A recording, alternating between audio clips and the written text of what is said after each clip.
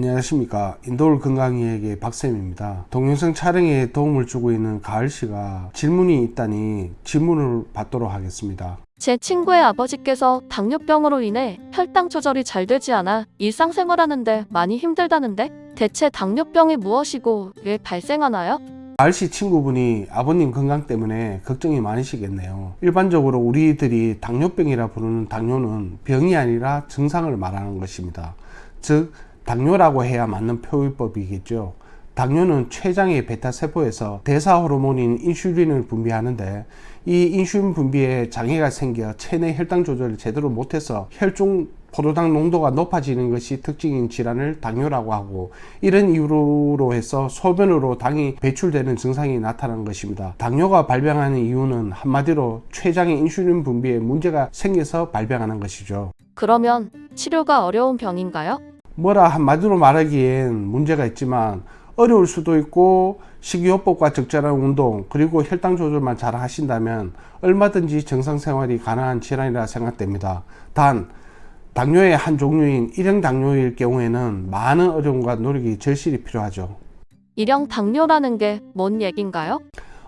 당뇨는 일반적으로 1형과 2형으로 구분되는데, 질문하신 1형 당뇨는 췌장의 문제로 인해 인슐린 분비가 안 되어 주기적으로 인슐린 주사를 맞아야 하는 자가 면역 질환이고, 2형 당뇨는 췌장의 베타세포에서 인슐린 분비가 되는데 복부 비만 등으로 인해 인슐린 저항성이 증가하여 인슐린의 기능에 문제가 생기고 혈당을 낮추는 인슐린의 기능이 떨어져 포도당을 효과적으로 연소하지 못해 혈중 포도당 농도가 높아지는 상태를 말하죠.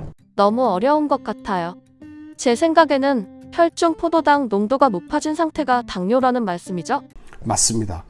1형 당뇨는 인슐린 분비가 전혀 안 되는 것이고, 2형 당뇨는 인슐린이 분비는 되지만 제 기능을 하지 못해 혈관에 당류가 과다하게 생긴다는 것이죠.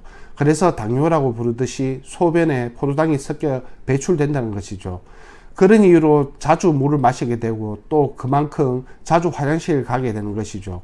또한 체중이 빠지게 되면서 오랜 시간 고혈당 상태가 지속이 되면 신체에서 여러 합병증이 발병하여 위험한 상황이 발생되기도 합니다. 합병증, 위험한 상황이라면? 앞에서도 말씀드렸듯이 당뇨는 자가 면역 질환으로서免疫力이 떨어져 있다는 겁니다. 이런 이유로 당뇨 합병증이 무섭죠. 예로 저혈당 쇼크가 발생해서 위험한 상황이 생길 수도 있고, 망막의 미세혈관이 손상되는 당뇨 망막병증으로 시력을 잃을 수도 있으며, 족부 궤양으로 인해 발가락을 자를 수도 있고, 심장이나 심혈관 질환도 발생할 수 있으며, 급성 합병증인 당뇨병성 케톤산증일 경우 즉각적인 치료가 필요한데, 적절한 치료가 되지 않을 경우에는 의식을 잃거나 사망할 수도 있는 무서운 질환이 당뇨이죠. 말씀을 들으니 엄청 무서운데, 이런 당뇨에 걸리지 않으려면 좋은 방법이 없나요? 물론 있습니다. 여기서 가장 중요한 것은 인슐린 저항성을 낮추는 것인데요. 우리가 탄수화물을 섭취하게 되면 에너지 원인 포도당으로 바뀌게 되는데, 이 포도당은 스스로가 세포에 저장될 수 없기 때문에 췌장에서 인슐린을 분비해 포도당들이 간과 근육에 잘 저장되도록 해주는데, 이때 인슐린 저항성이 높아지게 되면 포도당이 세포에 저장되지 않고 혈관 속에 남는 고혈당이 되어 결국 당뇨 환자가 되는 것입니다. 이런 이유로 인슐린 저항성이 높아지지 않게 몸을 관리하는 것이 중요한데, 이 인슐린 저항성에 대해서는 다음 방송에서 좀 더 상세하고 알기 쉽게 설명드리기로 하고, 당뇨에 걸리지 않으려면 가장 중요한 것은 평소 꾸준한 운동과 식이요법이죠.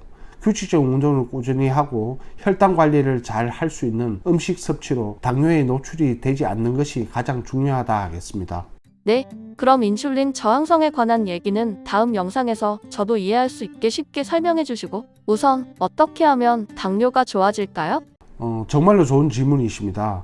혈당을 안정시키고 합병증을 줄이려면 이거 한 가지만은 반드시 꼭 하십시오. 그건 바로 무조건 일어서십시오. 어떠한 음식물을 섭취하시더라도 섭취 후엔 반드시 앉아있지 마시고 바로 일어서십시오.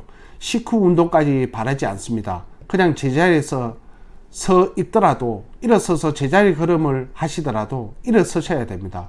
우리가 섭취한 탄수화물이 포도당으로 바뀌어 온몸에 혈당 천지가 되지 않게 하기 위해서는 가장 먼저 가장 우선시해야 될 행동이 식후 2, 3분 후도 좋고 10분도 좋습니다. 물론 30분이면 더욱 좋겠죠. 음식 섭취 후에는 반드시 일어서서 내 몸의 건강을 위해 움직이셔야 됩니다. 당뇨의 건강관리법은 여기에서부터 시작되는 겁니다. 반드시 기억하십시오. 탄수화물은 살과 빵에만 들어있는 것이 아니라 채소와 과일에도 들어있다는 사실. 그래서 음식 섭취 후에는 무조건 앉아 있지 마시고 일어서서 움직이셔야 됩니다. 그래야 우리 몸을 지킬 수 있고 당뇨에서 벗어날 수 있을 가능성이 점차 많아지는 겁니다. 식후에는 반드시 일어서십시오. 우리 몸을 좀 더 고생시키는 것이 바로 우리 몸을 건강하게 만드는 지름길입니다.